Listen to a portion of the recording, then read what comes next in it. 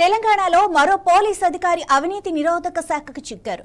Police computer services DSP సంకీరెడ్డి భీమ్రెడ్డిపై ఆదాయానికి మించిన ఆస్తుల కేసు నమోదైంది. గురువారం ఉదయం హైదరాబాద్లోని ఆయన నివాసంతో పాటు మొత్తం 15 ప్రాంతాల్లో ఏసీబీ అధికారులు ఏకకాలంలో సోదాలు నిర్వహించారు.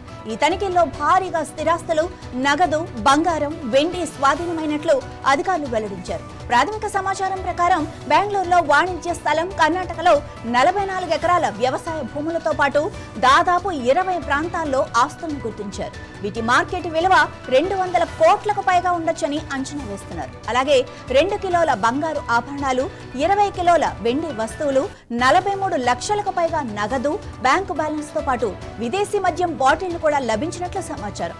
బినామీ ఆస్తుల కోణంలోనూ ఏసీబీ దర్యాప్తు కొనసాగుతోంది. సోదాల సమయంలో భీమ్రెడ్డి అస్వస్థతకు గురి కావడంతో ఆయన అరెస్టుపై తాత్కాలికంగా నిర్ణయం వాయిదా వేసినట్లు తెలుస్తోంది. లాకర్ను కూడా గుర్తించిన అధికారులు అవసరమైతే కోర్టు అనుమతితో తెరవటానికి కూడా సిద్ధమవుతున్నారు. ఈ కేసులో మరిన్ని వివరాలు వెలుగులోకి వచ్చే అవకాశం కనిపిస్తోంది.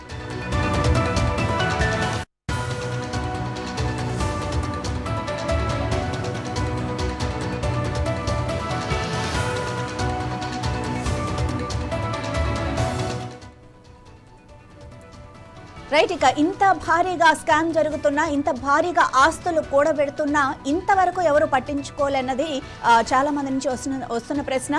బట్ ఇప్పటికైనా అవినీతి నిరోధక శాఖ వారు గుర్తించి అతన్ని పట్టుకునే ప్రయత్నం అయితే చేశారు. ఇది హర్షణీయమని కూడా చాలా మంది అంటున్నారు. సో దీనికి సంబంధించిన మరింత సమాచారం మా ప్రతినిధి రమేష్ అందిస్తారు. రమేష్, అసలు ఈ అవినీతి ఎలా బయటపడింది? ఆదాయానికి మించి ఆస్తులు సంపాదించారనేది పక్కా సమాచారంతో ఏసీబీ అధికారులు రైడ్ చేశారు. మాలవి ఇందులో పోలీస్ కంప్యూటర్ సర్వీసెస్ విభాగంలో డిఎస్పీగా పనిచేస్తున్నటువంటి సంకిరెడ్డి భీమిరెడ్డి అక్రమాస్తుల చిట్టా ఐటమ్ బయటపడింది. డిఎస్పీ భీమిరెడ్డి ఇంటితో పాటు ఆయన చెందినటువంటి స్నేహితులు, బినామీలకు సంబంధించి 16 ప్రాంతాల్లో ఈ సోదాలు అయితే నిర్వహించారు. భీమిరెడ్డి 1995 బ్యాచ్ చెందినటువంటి ఎస్ఐగా పోలీస్ శాఖలో చేరినటువంటి ఆయన ఇన్స్పెక్టర్ నుంచి డిఎస్పీగా, ఆ తర్వాత పటాన్ చెరువు డివిజన్ లో పనిచేశారు. తర్వాత సిఐడి డిఎస్పీగా పనిచేసి అయితే అనేక విభాగాల్లో కూడా తలదూసి భారీగా అక్రమాస్తులు సంపాదించారనే ఆరోపణలు అయితే ఉన్నాయి. తాజాగా నిన్న జరిగినటువంటి ఏసీబీ రైడ్స్ లో సుమారు 100 కోట్ల పైబడి ఆస్తులను అయితే ఏసీబీ అధికారులు గుర్తించారు. ఇందులో ముఖ్యంగా ప్రస్తుతం ఆయన నానక్రామ్ కూడా పరిధిలో ఉన్నటువంటి ఒక విల్లాలో, ఖరీదైన విల్లాలో ఆయన నివాసం ఉంటుండగా అనేక చోట్ల ఇబ్రహీంబాగ్ లోని వెసిల్లా మెస్డోస్ లో ఒక విల్లా ఉంది. అట్లాగే టెలికాం నగర్ లో G+2 ఇల్లు, అట్లాగే నెసిబోలి క్రాంతి సిఎన్ అపార్ట్మెంట్ లో మరో ఫ్లాట్, మణికొండ ల్యాంకోయిల్స్ రోడ్ లో కూడా 500 గజాల విస్తీర్ణంలో ఒక G+5 కమర్షియల్ బిల్డింగ్ లో వాటా, దాంతో పాటు ప్రగతి రిసార్ట్స్ లో కూడా 500 గజాల ఫ్లాట్ కూడా ఉన్నట్టుగా కూడా ఏసీబీ అధికారులు గుర్తించారు. ఇక మన తెలంగాణతో పాటు ఇతర రాష్ట్రాల్లో కూడా ఆయన ఆస్తులు సంపాదించినట్టుగా కూడా ఏసీబీ రైడ్స్ లో బయటపడింది. సంగారెడ్డి జిల్లా జహీరాబాద్ లో 3.5 ఎకరాలు, వికారాబాద్ జిల్లా భూమిన్పేటలో 2 ఎకరాల స్థలంతో పాటు కర్ణాటకలో ఏకంగా 44 ఎకరాల వ్యవసాయ భూమి కూడా ఆయన కొనుగోలు చేశారు. సేమ్ టైం బెంగళూరులోని దేవనహల్లిలో కూడా ఎకరం భూమిని ఆయన కొనుగోలు చేసినట్టుగా గుర్తించారు. అయితే లిక్విడ్ క్యాష్ కూడా ఈ దాడుల్లో భారీగా బయటపడింది. భీమిరెడ్డి ఇంట్లో 3.5 లక్షల నగదు లభించగా, ఆయనకు సంబంధించిన ఒక బినామీ ఇంట్లో 40 లక్షల నగదును కూడా ఏసీబీ అధికారులు స్వాధీనం చేసుకున్నటువంటి పరిస్థితి ఉంది. దీంతో పాటు మణికొండ మున్సిపాలిటీ మాజీ వైస్ చైర్మన్ నరేందర్ రెడ్డి ఇంట్లో కూడా ఏసీబీ అధికారులు అయితే దాడి చేశారు. భీమిరెడ్డికి, నరేందర్ రెడ్డికి కూడా చాలా కాలంగా సన్నిహిత సంబంధాలు ఉన్నట్టుగా కూడా అధికారులు గుర్తించారు.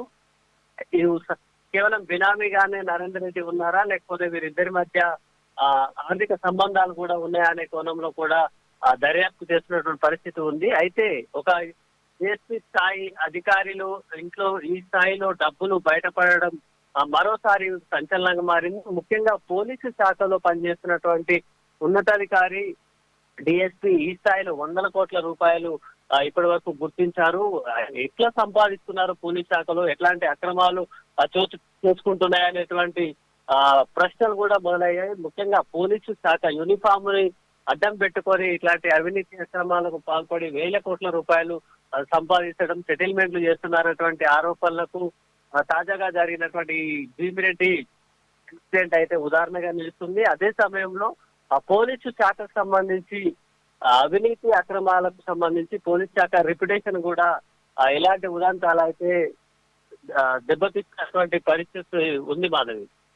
రైట్ రమేష్, మరి ఈ భీమ్ రెడ్డి మీద ఎలాంటి చర్యలు తీసుకునే అవకాశం ఉంది?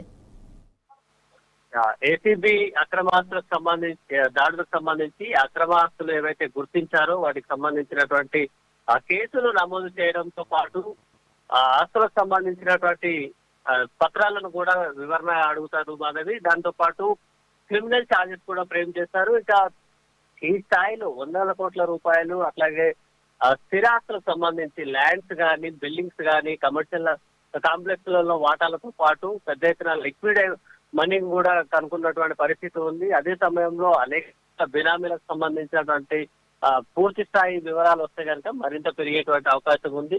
అయితే ఏసీబీ మాత్రం ఫైనాన్షియల్ సంబంధించినటువంటి వివరాలపై కేసులు నమోదు చేయడం అట్లాగే వాటిని సీజ్ చేయడం కూడా జరుగుతుంది. అదే సమయంలో పోలీసు శాఖ నుంచి కూడా ఏమైనా భీమిరెడ్డిపై ఏమైనా చర్యలు తీసుకుంటారా అనేది కూడా ఇప్పుడు చూడాల్సి ఉంది మాధవి.